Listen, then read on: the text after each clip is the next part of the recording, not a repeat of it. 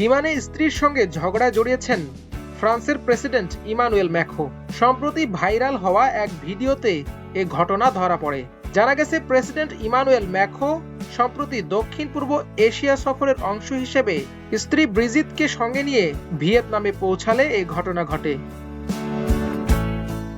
ওই ভিডিওতে দেখা গেছে, বিমান হেয়নের মাটিতে নামার পর ম্যাক্রো হাসি মুখে বিমান থেকে নামতে উদ্যত হন। ঠিক সেই মুহূর্তে বিমানের দরজার আড়াল থেকে লাল পোশাক পরা এক নারী ম্যাক্রোর মুখে থাপ্পড়ের মতো মারেন। এ ঘটনায় চমকে যান ম্যাক্রো। ক্যামেরা আড়াল করতে দ্রুত বিমানের দরজার সামনে থেকে সরে যান। পরে বিমান থেকে নেমে আসেন প্রেসিডেন্ট ও তার স্ত্রী। এতে বোঝা যায়, প্রেসিডেন্টের মুখে হাত দেয়া নারী তিনি ছিলেন। বিমান থেকে নামার সময় ম্যাক্রো হাত বাড়িয়ে দিলেও ব্রিজিত অস্বীকৃতি জানান। ওই ঘটনায় প্রেসিডেন্টের কার্যালয় থেকে কোনো মন্তব্য করতে চায়নি। পরে অবশ্য দাবি করা হয় ভাইরাল হওয়া ভিডিওটি ভুয়া। তবে ফরাসি সংবাদ মাধ্যম লা Monday, BFM TV, daily express এবং দ্য US সান নিশ্চিত করেছে ভাইরাল হওয়া ভিডিওটি আসল। তবে ভিডিওটি ছড়িয়ে পড়ার পর আবারও আলোচনায় উঠে এসেছে ফরাসি প্রেসিডেন্ট দম্পতির দীর্ঘদিনের আলোচিত প্রেম কাহিনী। 1993 সালে ফ্রান্সের ওমিও শহরের ক্যাথলিক বিদ্যালয়ে প্রথম পরিচয় হয় ম্যাক্রো ও ব্রিজিতের। তখন ব্রিজিতের বয়স ছিল 39 এবং তিনি ছিলেন একজন স্কুল শিক্ষিকা, আর ম্যাক্রোর বয়স ছিল মাত্র 15 বছর। তিনি ছিলেন ব্রিজিতের ছাত্র। তখন ব্রিজিত বিবাহিত ছিলেন এবং তার 3 সন্তান ছিল। ব্রিজিতের বড় মেয়েটি ম্যাক্রোর সহপাঠী ছিলেন।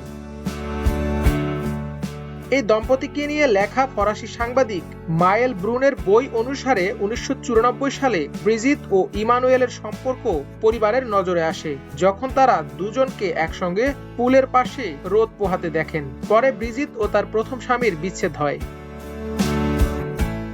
ম্যাক্রোর এক সাবেক ক্রীড়া শিক্ষক ড্যানিয়েল লেলিউ বলেন, 15 বছর বয়সী ম্যাক্রোর মানসিক পরিপক্কতা ছিল 25 বছরের মতো। তিনি সহপাঠীদের চেয়ে শিক্ষকদের সঙ্গেই সময় কাটাতে পছন্দ করতেন। তাদের সম্পর্ক স্থানীয়ভাবে ব্যাপক বিতর্কের সৃষ্টি করে।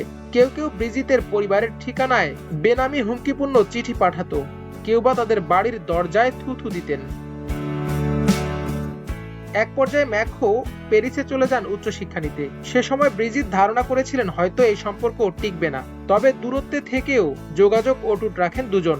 অবশেষে 2007 সালে লে তুকেতে তাদের বিয়ে হয়, যেখানে ব্রিজিত 1974 সালে তার প্রথম স্বামীর সঙ্গে বিবাহ করেছিলেন। 2014 সালে ইমানুয়েল ম্যাক্রো ফ্রান্সের অর্থমন্ত্রী নিযুক্ত হলে ব্রিজিত চাকরি ছেড়ে স্বামীর রাজনৈতিক যাত্রায় পূর্ণ সমর্থন দিতে শুরু করেন।